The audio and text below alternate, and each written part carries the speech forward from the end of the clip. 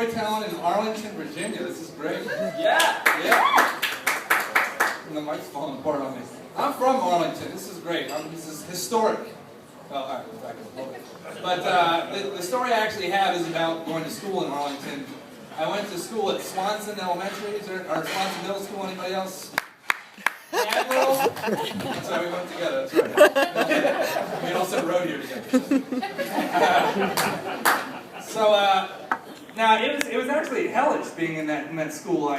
We had gym class in the locker room. That was the first year they made you take a shower during class, which was horrible because I was 5 foot nothing, little chicken legs and a little bird chest. It was a bad scene. So me and my best friend, we'd sit there and we'd have a towel wrapped so tightly around our waist, just cutting the circulation off to our legs.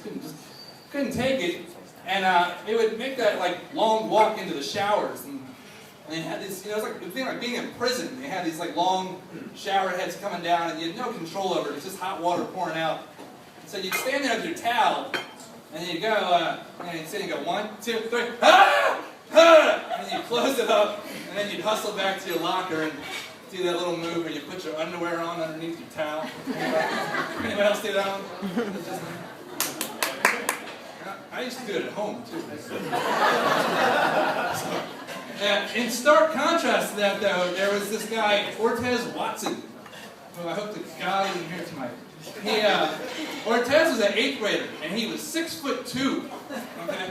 This dude was, he was the only 8th grader that could dunk a basketball. That gives you an idea. He was also the only 8th grader that could drive to school. He was 16 years old. Neither here nor there. But Ortez would walk around the locker room buck naked.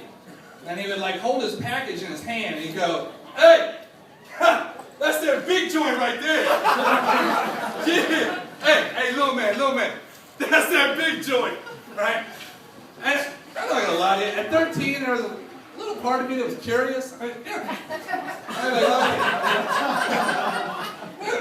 Look at him, 13, I've never seen a big penis before. Okay, Ortez, I get it. You got a huge. But there was also this little part of my brain that was starting to develop. It was like the tough guy in me. But it didn't realize that we didn't have a body to back it up yet. And so the voice was like, "Dude, you ought to tell him to shut up." I was like, "Yeah, that's what I'll do. I'll tell him to shut up."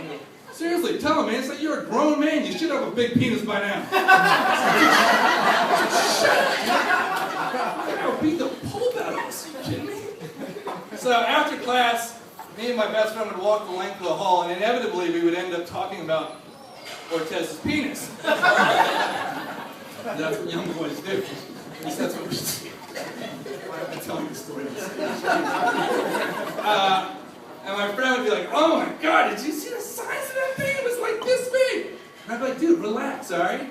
Pretty soon you and I will have big joints too. Okay? We just gotta hit puberty. Be patient."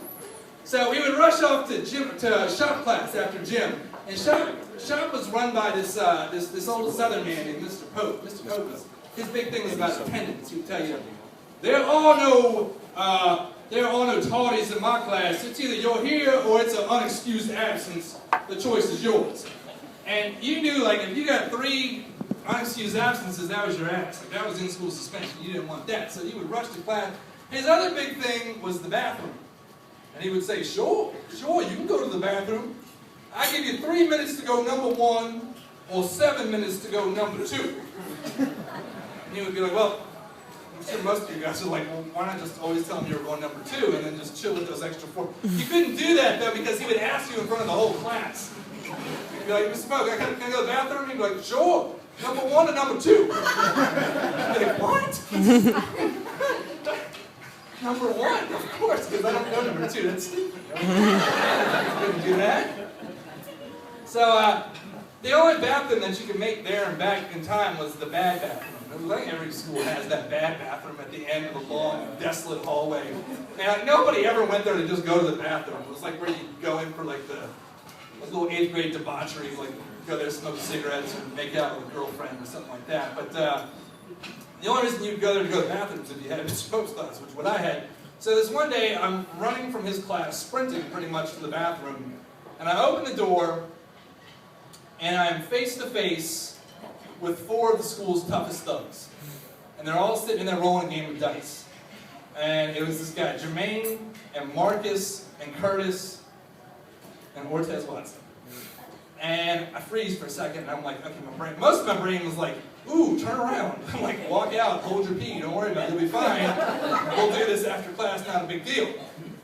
But then there was that tough guy part of my brain that was like, no. You go in there, you step over that dice game, you go handle your business. I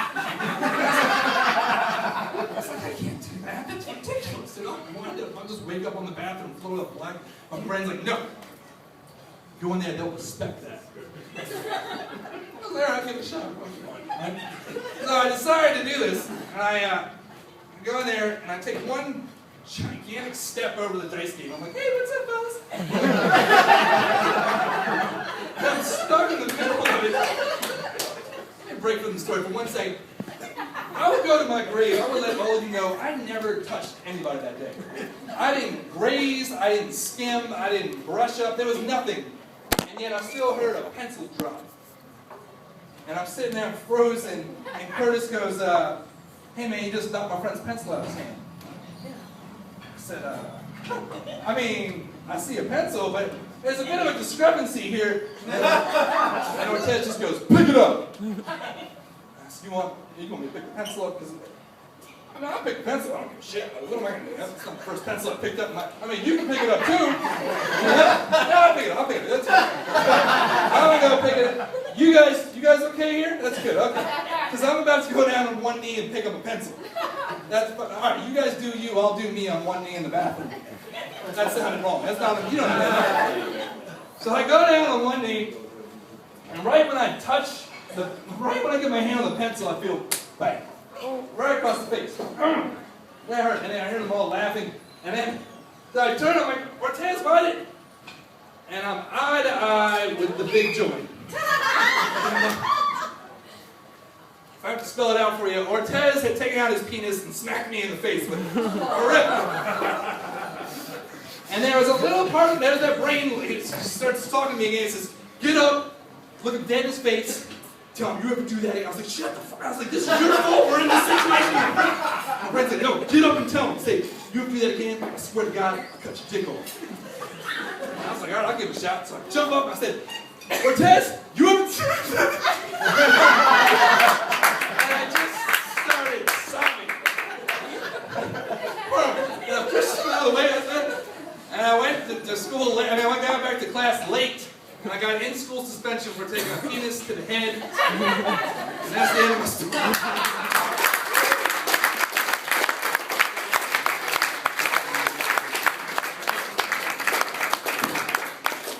Thank you very much, Mike. And I do want to remind everybody of the rules one more time, which is that you get 7